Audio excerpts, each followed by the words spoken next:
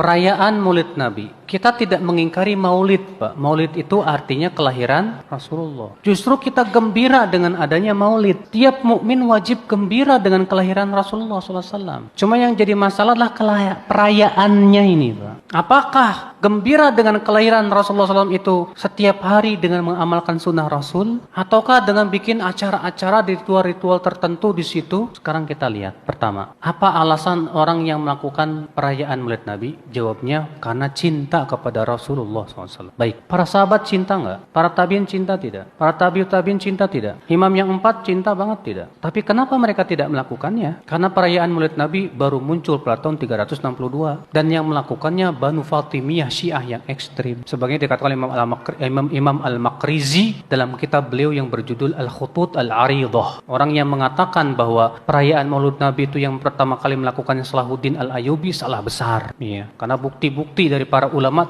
telah jelas menunjukkan bahwa itu baru muncul pada zaman Banu Fatimiyah, Syiah yang ekstrim. Oke, taib. Apakah Nabi SAW menganjurkan umatnya untuk merayakan kelahirannya? Tidak. Apakah para sahabat, para tabi'in tidak lebih tahu tentang kebaikan masalah itu? Tidak. Apakah para tabi'in, para imam yang 4, Imam Syafi'i, Imam Ahmad, Imam Malik, Imam Abu Hanifah juga tidak faham masalah itu? Pak, ini permasalahan nih, Pak. Kenapa mereka tidak lakukan? Padahal, pertama, mereka mampu melakukan. Pendorongnya ada, yaitu cinta. Tapi kenapa mereka tidak lakukan, Pak? Adapun riwayat-riwayat yang disebutkan, siapa yang mengagungkan maulidku, maka ia dapat syafaatku. Itu hadisnya palsu, Pak. Riwayat-riwayat semua itu palsu. Maka dari itulah, Pak, kalau saya memandang bahwa perayaan seperti ini, ya, termasuk bab khilafiyah, bukan ijtihadiyah. Saya memandangnya begitu. Khilafiyah, betul khilafiyahnya. Tapi ijtihadiyahnya, saya tidak memandang itu termasuk ijtihad yang diperbolehkan. Kenapa? Karena sama sekali ternyata sahabat, tabi'ut tabi'in, imam yang 4 pun tidak merayakannya sama sekali. Padahal mereka lebih semangat kepada kebaikan. Mereka lebih mencintai Rasulullah SAW. Taib, gimana kalau kita rayakan setiap hari? Dengan cara mengkaji sunnah-sunnah Rasul, menghidupkan dalam kehidupan sehari-hari. Apa itu tidak bisa disebut merayakan juga? Kalau makna merayakan itu artinya bergembira dengan kelahiran Rasulullah SAW. Mana yang lebih besar, Pak? Merayakan dengan cara kita gembira mengkaji sunnah-sunnah Rasul dan menghidupkan dalam kehidupan sehari-hari. Kita gembira melaksanakan perintah Rasul, gembira meninggalkan larangan Rasul, atau cuma setahun sekali, setelah itu hilang lagi. Jangan Anda kira kita yang tidak mau ikut-ikutan merayakan tidak cinta Rasul. Cinta itu bukan hanya sebatas di lisan, tapi cinta itu akan terlihat dalam praktek dan amalan. Allah mengatakan dalam surat Ali Imran ayat 31, "Qul in kuntum tuhibbunallah fattabi'uni